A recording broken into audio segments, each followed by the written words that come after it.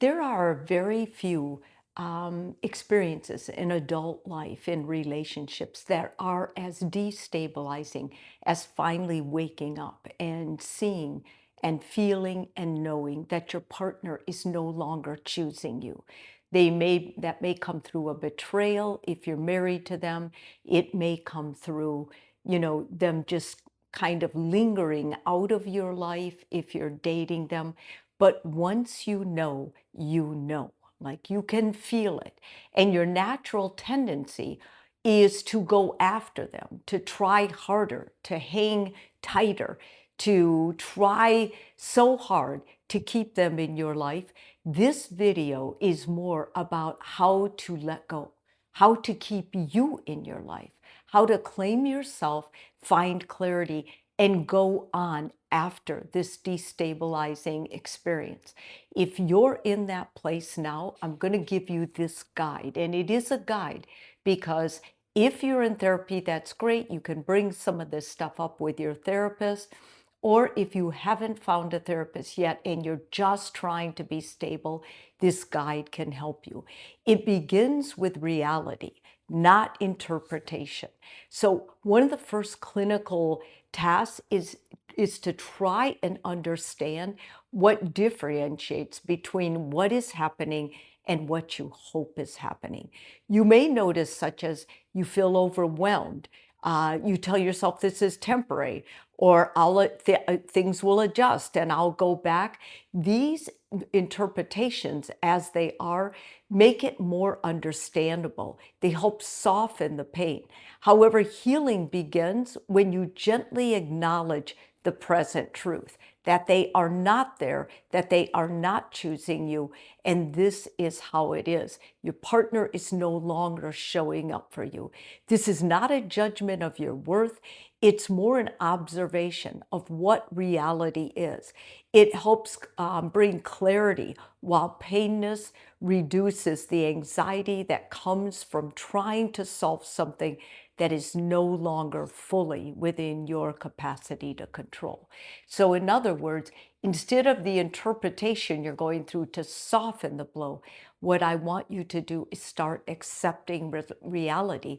And that is right now, this moment, they are not in my life. You are not judging them. You're not throwing them aside. You're allowing yourself to get used to the reality. Notice the impulses to overfunction right now. Like you may find yourself increasingly trying to please or accommodate, repeatedly initiating different conversations, attempting to prove your value to the relationship. That is not important. That's all on you.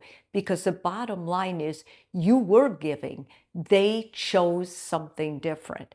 From a clinical perspective, this is often an attachment. It's just an attachment drive response, like an effort to restore connection and reduce uncertainty. Everyone's afraid of uncertainty. It's not just you. We don't like it. But maybe a more helpful reorientation is, instead of asking, what can I do to get them to value me? It's, what does it look like for me to remain aligned with myself right now? How can I show up for me? That's not going to take you into the anger mode of what they did. It's going to keep you, how can I show up for me? Well, I can go for a walk. I can continually eat good food. I can continually pause before I talk. I can control only myself, because remember, it's all about you and showing up for you right now. If you can replace acting out against them with showing up for yourself, this is all going to be more healing and more doable. And although you're scared right now, it's going to work better for you in the long run. I promise you. The third thing is regulate before you reevaluate. So you don't have to make a decision right now. What you have to do is you need to start regulating what you're feeling, slowing down, softening those triggers. Instead of replaying conversations, analyzing behavior, anticipating outcomes, I want to encourage you to try regulation practices, gentle movement, walking, stretching, um, basically getting back into consistent daily routines, social contact with emotionally safe people. You don't want someone who's going to take your side and misalign with your partner or say bad things about your ex. You want someone who wants to care for you. Can I walk with you? Can I bring dinner tonight? Let's go out. Let's go to this lecture. It's someone who's supporting you without getting into the mess of what you're going through. Make sure you're taking time to rest and nourish yourself. Allow grief without personalizing it. There is a legitimate loss occurring, the loss of mutuality, the loss of shared identity, the disruption of unexpected or what you expected the future to be. And a common distortion a lot of people go through in this stage, personalization. They'll say, if I were different, this wouldn't be happening. It's important to gently challenge this. A partner's inability or unwillingness to choose consistency is not a reliable measure of your value. So in other words, if your partner chose somebody else or chose another path, that has nothing to do with what you could have brought. You were the value. You are valuable despite anything they did. Establish self-protective boundaries. And what this means is make yourself only partially available. Intermittent reinforcement, emotional closeness without commitment. You want to tell your partner, no, I'm not your friend. You don't come back in this capacity. This is ambiguous. This is not helping me. I want you instead to limit contact when interactions are destabilizing. Defining an engagement in undefined or one-sided dynamics. Setting time limits on relational ambiguity. If you do meet up with them and you're still unclear of how you want to interact with them, make sure that you have a time limit. And when you start feeling triggered or uncomfortable, you speak up for you. Remember, you have to choose you now. It's time. In the past, maybe you've let yourself go. You've tried to be everything for this relationship. This no longer works. They did not choose you, probably partly because they needed pushback and you're pushing back now. You're saying, you cannot push me beyond this point. Reconstruct identity outside the relationship. You know, restoration includes internal connection with personal interests, individual values, social role outside the partnership. Make your life bigger than this relationship where you weren't chosen.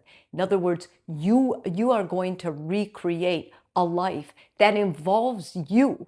It's your values. It's going to have more meaning because you're putting yourself in there and you're not worrying about where somebody else is out there who doesn't really have your interests at heart anyway. Clarify what being chosen actually means. Be able to say, maybe a more functional definition is consistency, emotional availability, mutual investment, behavioral alignment over time. This is especially important when this ex tries to come back or says, okay, I'm going to make it work with you. You recite those issues about how you'll know that they're really in it, other than their words, because people say all kinds of words. Tolerate uncertainty without abandoning yourself. Instead of saying, will this relationship repair? Will it end? What I like you to have your new mantra as, I don't know what will happen, but I know how I will treat myself in the meantime. And that means you're caring for yourself. Anchor in self-loyalty. A steady, repeatable belief can support this process. I will not abandon myself in a response to someone else's withdrawal. Someone else's withdrawal, or choice for another does not mean you are not valuable. It means they made a choice that is going to be affected in their life, but it should not be part of what you carry around and constantly berate yourself about. And closing perspective. I mean, this, when a partner stops choosing you, the instinct is either to pursue, convince, or adapt. But unsustainable healing comes from a different direction. So it comes from telling the truth about what is happening, regulating rather than reacting, and maintaining self-respect in the face of uncertainty. When you're telling other people or talking about this, it means you're going to tell your truth about it, about what happened, and you are not going to buffer that with anything else that's uncertain. You're going to tell the truth. And the reason you're going to tell the truth is that is the path for healing. That is what happened. That's the reality.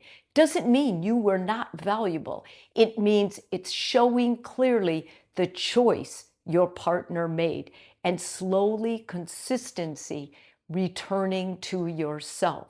Take care of you before anything else, before they come back or try to come back or you work it out.